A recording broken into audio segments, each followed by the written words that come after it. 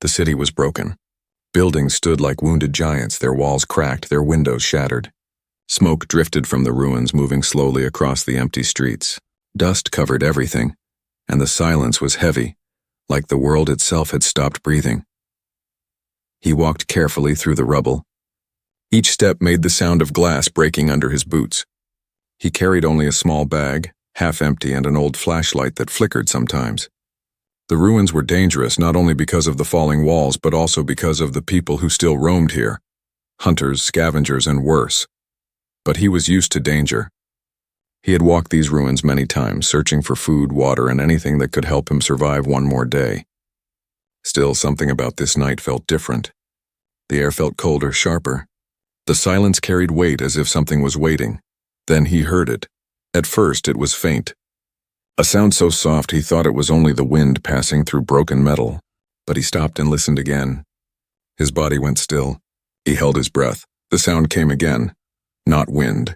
Not metal. It was a cry, a child's cry. His heart jumped. In this place, there should be no children left. Families had fled. Soldiers had taken the strong, and only the ruins remained.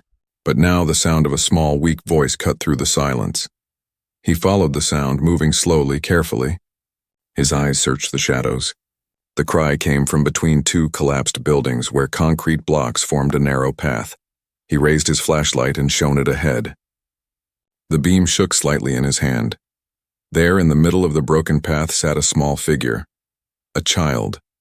The child's face was dirty, covered in dust and ash. The clothes were torn, too big, hanging loose. The child's small hands covered their eyes as they cried. For a long moment he just stood there, his mind raced. Why is there a child here? Could this be a trap? Hunters sometimes used tricks like this.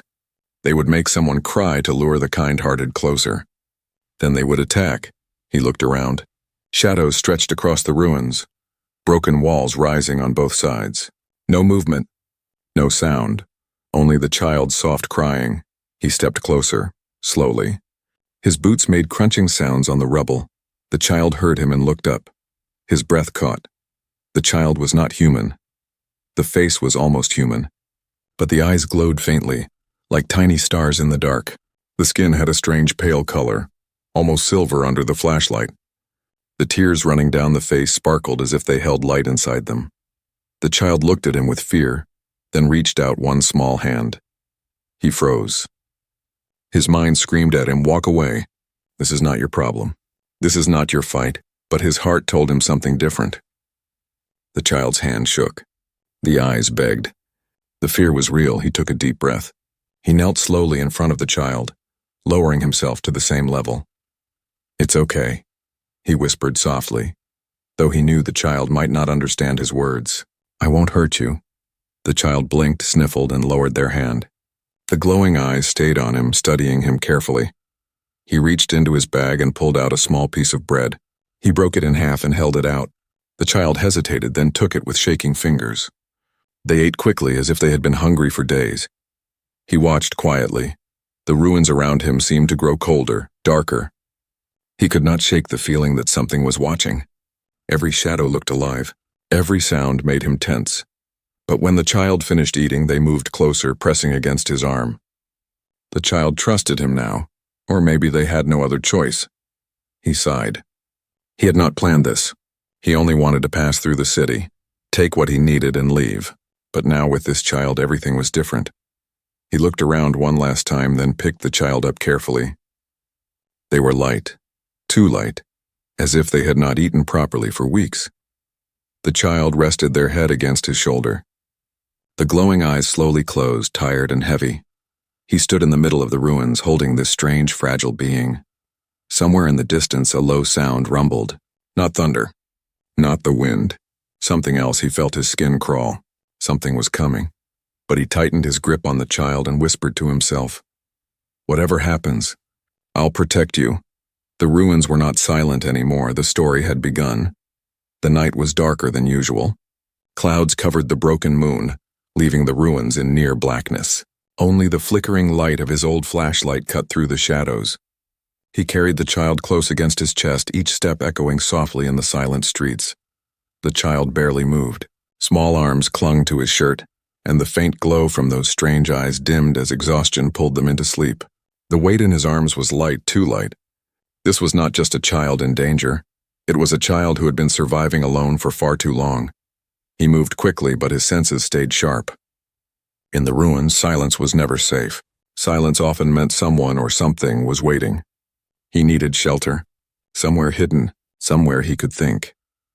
Finally, he reached an old metro station buried under fallen stone. The entrance was narrow, half blocked by rubble, but that made it safer. Few people dared to squeeze inside. He shifted the child carefully and crawled through the gap. Inside, the air was damp and cold. The ceiling dripped water into small puddles. Rusted rails stretched into darkness, broken by collapsed tunnels. Rats scurried away as his light moved across the walls, but it was safe enough. He set the child down gently on a piece of old cloth he used as bedding. For a moment, he simply watched. The child's chest rose and fell with soft breaths, and the faint glow in the eyes had faded into sleep.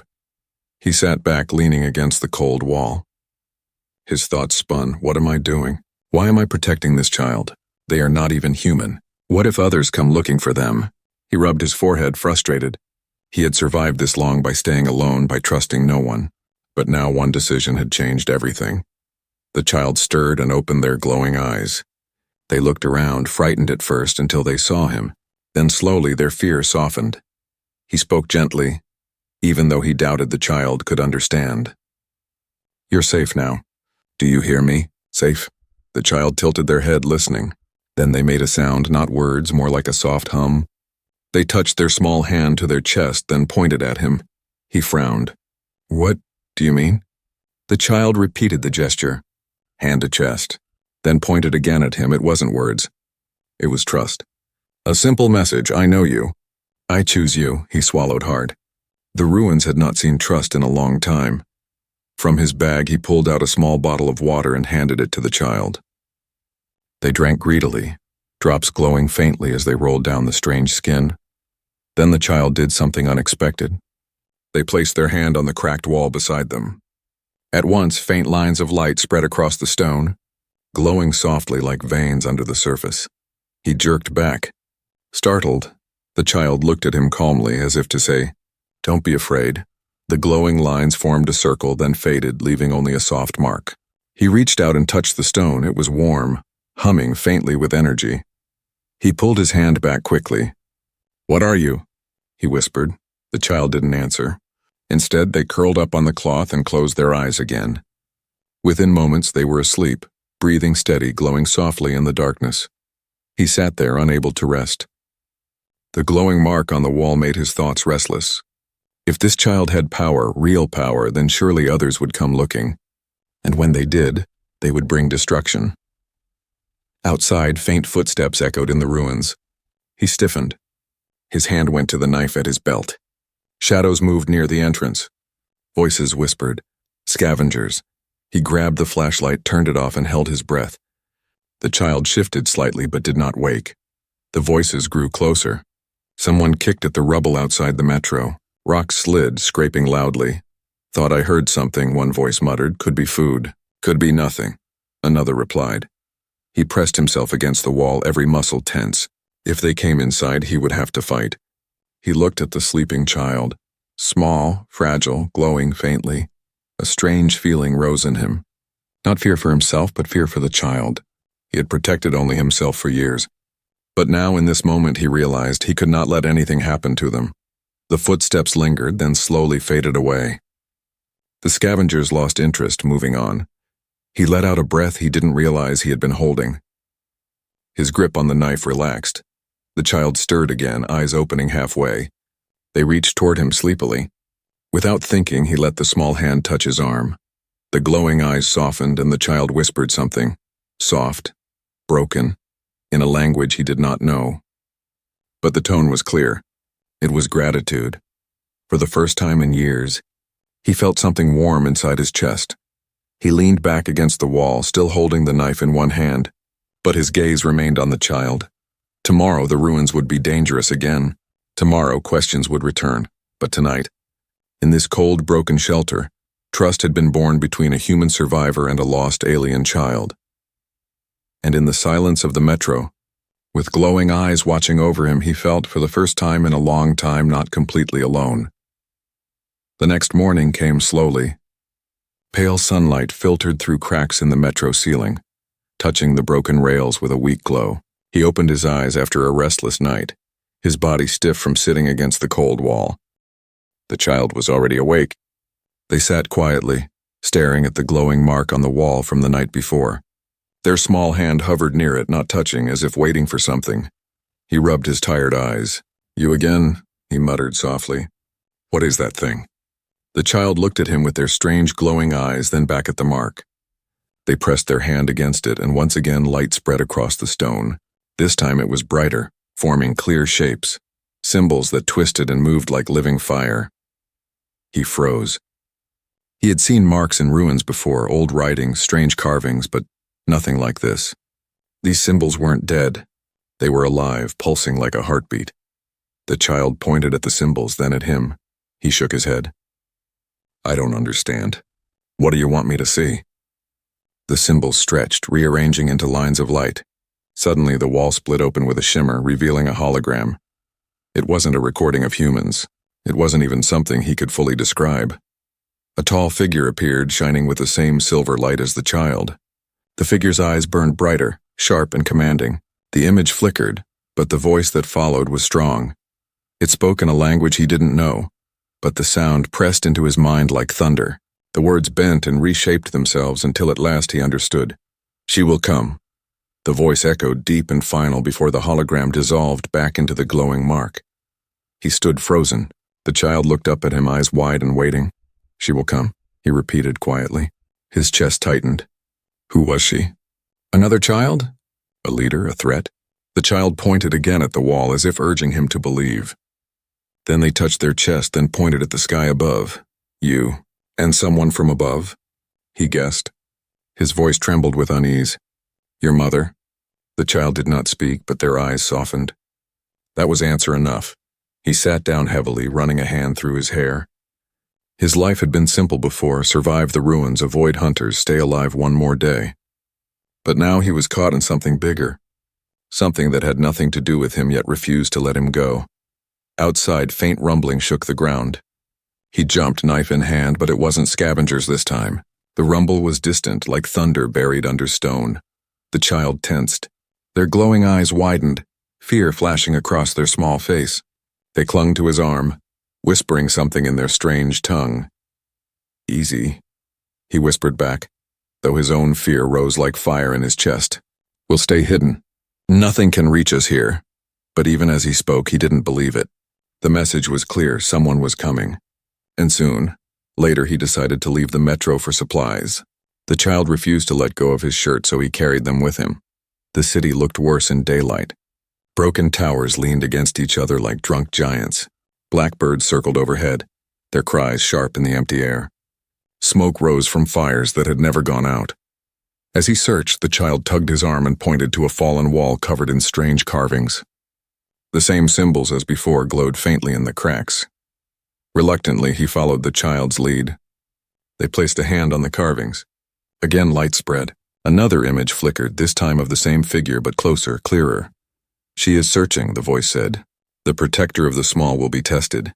He staggered back. "Protector? Me?" He laughed bitterly. "I'm no protector. I can barely keep myself alive." But the child reached out, small hand pressing against his chest right over his heart. The look in their glowing eyes told him otherwise. To them, he already was a protector. The message ended, leaving only silence and the crackling sound of distant fire. He stared at the wall for a long time, mind racing. Whoever she was powerful, and she was coming here. The ruins would not stay silent much longer. As they turned to leave, the sound of movement came from the street. Not one person. Many, scavengers, armed. Their voices echoed through the ruins as they shouted to one another. The child gasped and hid behind him. He gripped his knife tighter, his heart pounding. The hunters were closing in. And now he understood the true weight of the message: she will come. But until she did, it was only him, one human, one knife, and one fragile child against the darkness of the ruins. The ruins had never felt so alive with danger. He pressed his back against a cracked wall, the child hidden close behind him. The scavengers' voices grew louder. Boots crunched on broken stone, weapons clattered softly, and laughter echoed like knives in the air. There were at least 5 of them. Maybe more. The child's glowing eyes trembled with fear. They gripped his sleeve tightly, their small hands shaking. He looked down at them and whispered, "Stay quiet. Don't move, no matter what happens." The child nodded, though their fear was plain. He drew his knife slowly, the blade dull but sharp enough to cut. He had no guns, scavengers carried those. He only had his knife, his courage, and the strange trust of the child behind him. The hunters stopped nearby. "Spread out," one barked. "I heard something. Someone's here," he cursed silently. The metro had hidden them last night, but the glowing symbols on the walls. Maybe the scavengers had seen the light. Maybe they had followed it. He peeked around the edge of the wall. 4 scavengers stood in the open, dressed in torn armor, carrying rifles patched with tape and wire. Their faces were hard, hungry. Behind them, another 2 searched the rubble with flashlights. He knew their kind. They weren't just looking for food or supplies. They wanted prey. And the glowing child behind him, fragile, rare alien, was worth more than gold in their cruel world. One scavenger bent down, touching the ground. "Tracks," he muttered. "Small ones. A kid, but different." The leader's eyes lit with greed. "Find them. Alive if you can. Dead if you must." The child whimpered softly. The sound was faint but enough. "Over there," a scavenger shouted. He grabbed the child's hand and ran. The ruins came alive with chaos. Shouts rang out. Gunshots cracked the air.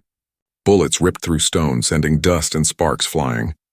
He ducked, pulling the child close, weaving through collapsed walls and broken steel beams. The scavengers chased hard. Their boots thundered, their curses filled the night. He darted into an alley, his breath ragged. The child stumbled, but he lifted them into his arms and kept running. His muscles screamed, but he did not slow. A shot hit the wall beside his head, stone exploding. He staggered, but pushed forward. The alley ended in a dead wall, trapped. He turned, knife ready, the child pressed against his chest. The scavengers appeared one by one, blocking the exit. Their eyes gleamed with hunger and cruelty. "Well, well," the leader sneered. "Look what we found. A man and his little toy." The others laughed. The child buried their face against his chest, trembling. His grip on the knife tightened. He was outnumbered, outgunned, and cornered. But something inside him refused to surrender. He stepped forward, placing himself fully between the hunters and the child. "You'll have to go through me first," he growled. The leader smirked. Gladly, they advanced. Guns raised, the child suddenly screamed. Not a normal scream, a piercing cry that shook the air. A sound that made glass crack, made dust rise, made the scavengers flinch. Then the ground itself trembled. A shockwave pulsed outward, knocking loose stones from walls. The scavengers staggered, struggling to stay on their feet. Their guns wavered. He shielded the child, holding tight as the air vibrated with strange energy. The symbols on the nearby walls lit up, glowing with the same silver fire as the child's eyes. Lines of light spread across the ruins like veins, pulsing, alive. "What the hell is this?" One scavenger shouted in panic. The leader snarled, "Shoot them!" But before the scavengers could fire, the child's scream grew louder, shaking the ruins even harder. The guns rattled from their hands, clattering uselessly to the ground.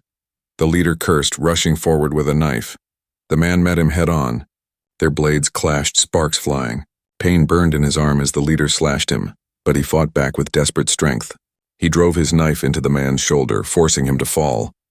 The other scavengers hesitated, fear creeping into their eyes as the walls glowed brighter. Strange whispers filled the air, voices carried on the wind that spoke in no human tongue. The scavengers backed away. "This isn't worth it," one shouted. "This place is cursed." Within seconds they were running, vanishing into the ruins, leaving weapons and chaos behind. Silence returned, but it was not the same silence as before. The ruins hummed, alive with power. The child's scream faded into sobs. Their glowing eyes dimmed as exhaustion pulled them weakly into his arms. He held them close, breathing hard, blood running down his arm. He looked at the glowing walls, the whispering voices, and the fading light. "What are you?" he whispered, staring at the fragile child who had just shaken the ruins with a single cry.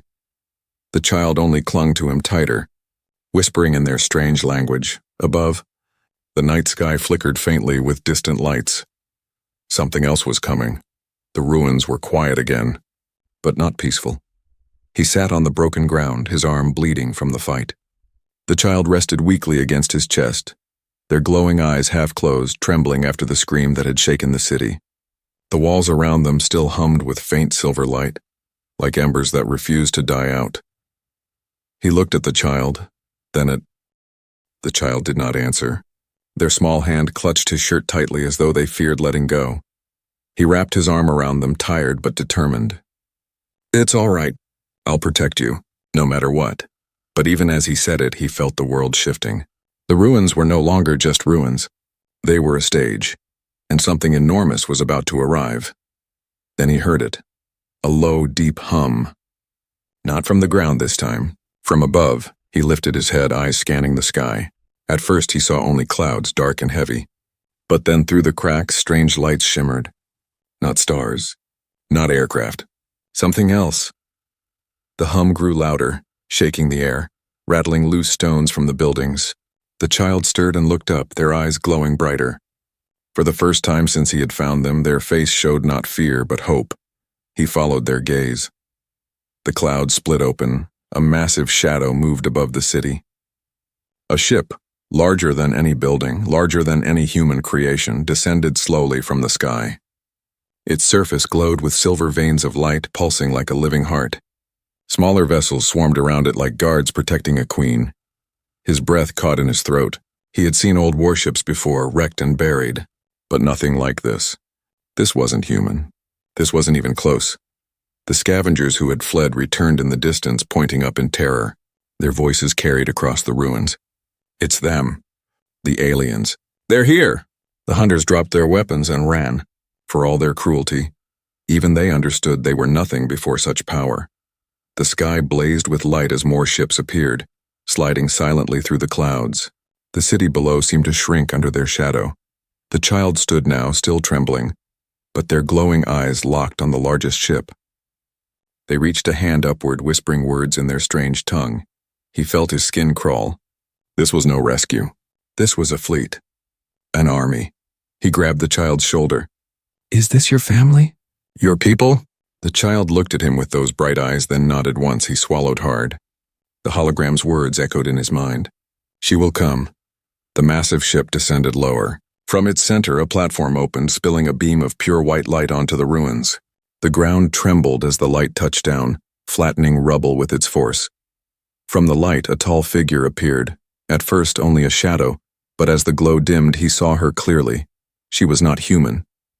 Taller than him by a head, armored in silver that shimmered like liquid metal. Her face carried the same alien features as the child, pale skin, glowing eyes, but sharper, older, filled with authority. Her presence filled the ruins like a storm. The child cried out and ran to her, stumbling across the broken ground. She bent gracefully, catching the child in her arms. Her expression softened, if only for a moment. As she held them close, he stood frozen, knife still in his hand, not knowing whether to lower it or raise it. The woman's glowing eyes turned to him. Cold, calculating. He felt like the air had been crushed from his chest. Her gaze was heavy, a weight pressing down on him. She was not just a mother. She was a commander, a ruler, maybe even a queen. Behind her, the fleet hovered silently, waiting. The ruins seemed small beneath their power. The scavengers who had lingered dropped to their knees, too terrified to move. The woman spoke, her voice deep and echoing, each word carrying through the ruins like thunder. It was not in his language, but like the hologram before, the meaning bent itself into his mind. "You touched my child." He stiffened, unsure if it was accusation or gratitude. He tightened his grip on the knife, his heart hammering. The child looked up at her mother, then pointed back at him. Their glowing eyes shone with urgency, pleading. The woman's gaze stayed fixed on him, unreadable. The silence stretched. Then, slowly, she straightened, still holding the child. She raised her free hand. Behind her, the smaller ships shifted, circling like predators waiting for command. Was this the end? His legs felt heavy, his breath shallow. One signal from her and the fleet could wipe the ruins clean, him included. The child tugged at her hand. Whispering desperately, her glowing eyes softened just slightly. Finally, she spoke again, her words clear, sharp as steel. You protected what is mine. For that I see you. Her voice was neither warm nor cruel, but something far more dangerous. It was judgment. The ground shook as the fleet repositioned in the sky, the light growing brighter. He realized this was only the beginning. The sky was open now, and nothing would ever be the same. The ruins had gone silent. Every scavenger who had dared to stay now knelt in terror, their weapons forgotten. The alien fleet hovered above, casting enormous shadows across the broken city. At the center stood the tall woman, Mother. Commander, Judge, her silver armor glowing softly, her child clinging tightly to her side. And then, there was him, a lone human survivor standing with nothing but a dull knife, his body bruised and bleeding. Her glowing eyes stayed fixed on him, unblinking. He felt as though she could see through every memory, every weakness, every thought he tried to hide. His heart pounded in his chest, but he did not look away. You touched my child, she said again. This time the words carried weight, deeper, sharper. The ruins themselves seemed to vibrate with her voice. He tightened his grip on the knife, though he knew it was useless. I didn't harm them, he said, his voice rough. I helped them. The child tugged her hand, speaking quickly in their strange tongue. Their glowing eyes turned toward him, urgent, pleading. The woman listened, but her expression remained cold. She bent slightly, brushing the child's silver hair with her armored fingers. Then she straightened, her gaze returning to the human. You protect, she said slowly, as if testing the word. But why? What is one small life to you? He hesitated. His mouth was dry. Because... He searched for words. Because no one else would. Because they were alone, and I know what that feels like. For a moment there was silence. Then the woman stepped forward, each movement graceful but heavy with power. She stopped only a few steps away. He could feel the energy radiating from her armor, a strange warmth that made his skin prickle. The child slipped from her side and ran to him, wrapping small arms around his waist. The glow of their eyes burned brighter, as if to shield him. Her gaze hardened. They choose you, she said. But choice is dangerous. The air grew tense. The smaller ships above shifted, their silver lights pulsing as if ready for command. Scavengers cowered, whispering prayers to gods that would not hear them. He stood frozen, the child clinging to him. He had no weapons, no plan. All he could do was speak. I didn't ask for this, he said firmly. But I won't let anyone hurt them. Not your hunters, not your enemies, not anyone. If that makes me dangerous, so be it. For the first time, her expression changed. A faint shadow of surprise crossed her face. She studied him closely, as if weighing something unseen. Finally, she extended her hand, not in peace, but in testing. Her voice dropped, low and sharp. Give them back to me. Release the child. Step aside. The words cut like a blade. The child's grip on him tightened.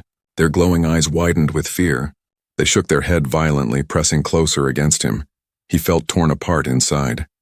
This was her child. Her blood. He had no right to keep them. And yet, the thought of letting go filled him with dread. He knelt and touched the child's shoulder gently. Do you want to go with her? He asked softly. The child looked between him and their mother. Tears gathered in their silver eyes. Finally, they whispered something in their strange tongue. Words he could not understand, but the meaning was clear. They wanted both. The mother's gaze sharpened at the sound. For a long moment she said nothing. Then she lowered her hand. You carry a burden that is not yours, she said coldly. And yet, you did not run. You did not betray. You bled for what you could not understand. Her voice grew heavier, like thunder before a storm. Few among your kind would do this. Fewer still would survive it. He felt his chest tighten. Was this praise? Or warning? The child ran back to her, climbing into her arms. She held them close, pressing her forehead to theirs. For a heartbeat, the cold commander became only a mother. Then she turned back to him. You live because they ask it, she declared. But hear me, human.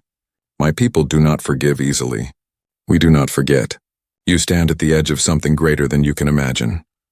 The fleet above shifted again, engines humming with otherworldly power. The air trembled, filled with static. She raised her hand toward him one final time. You protected what is mine. For that I owe you, but a debt from me is not mercy. It is a chain, and one day it will pull you into the fire. Her words cut through him like ice. Then without another sound, she turned and stepped back into the beam of light. The child looked over her shoulder at him, glowing eyes filled with sadness and something more, trust that had not faded. The light brightened, swallowing them both. The fleet rumbled as the massive ship began to rise higher into the sky. He stood alone in the ruins, knife at his side, his heart heavy. Her judgment had not killed him, but it had marked him, and deep inside he knew his life was no longer his own. The light faded. The alien mother and her child rose back into the sky, carried by the beam from the massive ship. Slowly the glow dimmed, swallowed by the dark clouds above. The fleet hung for a moment longer, shadows heavy over the ruins. Then, like birds taking flight, the smaller ships pulled back, forming patterns across the sky, and then they were gone. The silence that followed felt impossible. The hum of engines, the crackle of energy, the trembling ground all vanished at once. Only the ruins remained, quiet and broken. He stood alone in the empty street, his knife hanging at his side. His breath came heavy, fogging in the cold night air. For a long time he did not move. The world felt emptier now, as though the presence of that fleet had left a hole in the sky. But something still glowed faintly at his feet. He looked down. Where the beam had touched the ground, a small object remained. A crystal, smooth and pulsing with faint silver light. He knelt slowly, his hand shaking as he picked it up. The surface was warm, almost alive. Inside, tiny sparks swirled like stars trapped in glass. A gift, or perhaps a reminder. He turned it over in his hand, then slipped it into his pocket. The glow pressed against his chest, steady and calm, yet heavy with meaning. Her words echoed in his mind. You protected what is mine. For that I owe you. But a debt from me is not mercy. It is a chain. He stared at the empty sky. What does that mean? He whispered. The ruins gave no answer. But he knew. He felt it deep inside.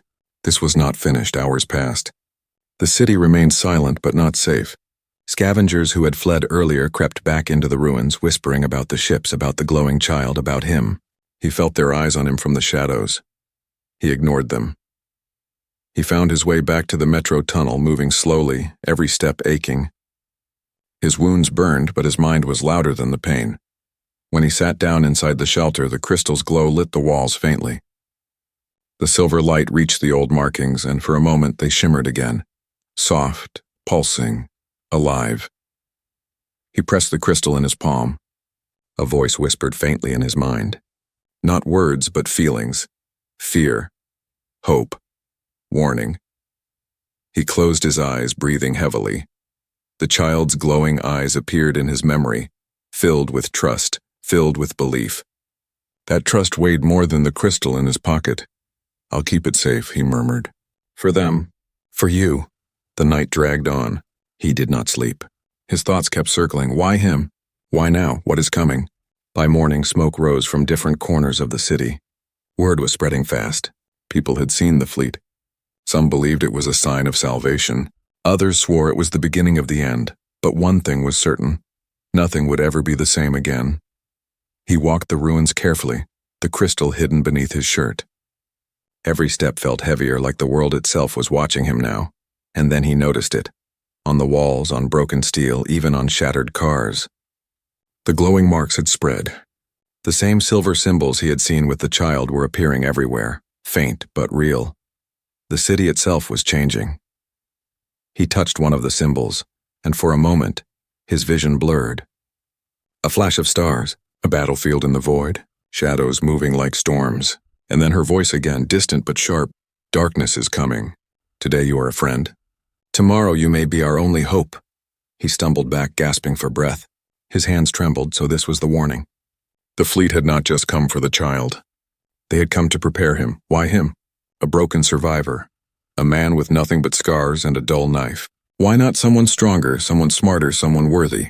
He had no answer. Only the crystal's glow steady against his chest, telling him the choice was already made. As night fell again, he climbed to the top of a ruined tower.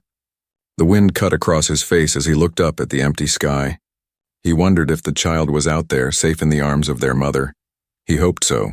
He closed his fist around the crystal. Its light bled between his fingers. The ruins below were silent, but in the distance he thought he saw movement. Shapes in the shadows, too fast, too dark. Not scavengers, something else. The warning burned in his mind. Darkness is coming. He stood tall against the broken skyline, blood on his clothes, fear in his chest, but also something new. Purpose. He had been a survivor, nothing more. But now he was part of something greater. The sky had opened, and with it a new destiny. And though he did not yet understand the path ahead, he whispered into the wind, "I'll be ready." The crystal pulsed in his hand, answering like a heartbeat. The story of one man and one child had ended, but the war for tomorrow was only beginning.